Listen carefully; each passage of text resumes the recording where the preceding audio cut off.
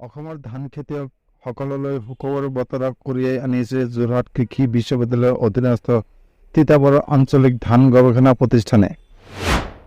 এই প্ৰতিষ্ঠানটোৱে উদ্ভাৱন কৰিছে বৰ্ণসংকৰ ধানৰ প্ৰজাতি প্ৰচুৰ, শতাব্দী আৰু পাটকাই নামৰ তিনিবিধ বৰ্ণসংকৰ ধান উদ্ভাৱন কৰিছে গৱেষণা প্ৰতিষ্ঠানটোৱে।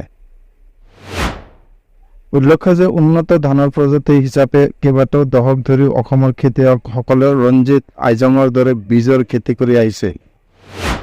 কিন্তু ৰঞ্জিত আৰু আইজঙতকৈ অধিক উন্নত প্ৰজাতিৰ ধান বুলি দাবী কৰা হৈছে নতুন উদ্ভাৱন কৰা এই ধানৰ প্ৰজাতি কেইটা। যোৱা বছৰ ধান গৱেষণা প্ৰতিষ্ঠানটোৱে উদ্ভাৱন কৰি উলিওৱা প্ৰচুৰ, শতাব্দী আৰু পাটকাই ধানৰ প্ৰজাতি কেইটাৰ পৰীক্ষা সম্পন্ন হোৱাৰ পিছত এইবাৰ কৃষকৰ বাবে মুকলি কৰি দিয়া হৈছে। প্ৰতিষ্ঠানটোৱে দাবী কৰা অনুসৰি এই কেইবিধ নতুন ধানৰ খেতি কৰিলে বিঘাই প্ৰতি 22 পৰা 25 মন পৰ্যন্ত ধান উৎপাদন কৰিবলৈ সক্ষম হ'ব কৃষকসকল। এই তিনিবিধ প্ৰজাতি ৰঞ্জিত ধানতকৈ 10 গুণ বেছি উৎপাদনশীল বুলিও দাবী কৰিছে প্ৰতিষ্ঠানটোৱে। গৱেষণা প্ৰতিষ্ঠানে নতুনকৈ উদ্ভাৱন কৰা প্ৰচুৰ, শতাব্দী আৰু পাটকাই ধান বিঘাই প্ৰতি 22 পৰা 25 মন পৰ্যন্ত উৎপাদন হ'ব বুলি বিজ্ঞানীসকলে দাবী কৰিছে। প্ৰচুৰ, শতাব্দী আৰু পাটকাই ধানৰ উৎপাদন ৰঞ্জিত ধানতকৈ 10 গুণ বেছি।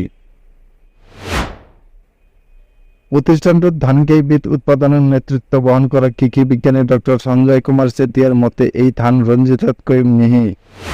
মাত্ৰ 150 দিনৰ ভিতৰত পূৰঠ হ'ব এই ধানৰ খেতি। প্ৰতিষ্ঠানটোৰ কৃষি বিজ্ঞানীসকলে আশা কৰিছে যে অনাগত দিনত এইকেইটা প্ৰজাতিৰ খেতি কৰি ধান উৎপাদনৰ ক্ষেত্ৰত দেশৰ ভিতৰতে আগস্থান লাভ কৰিব অসমৰ খেতিয়কে।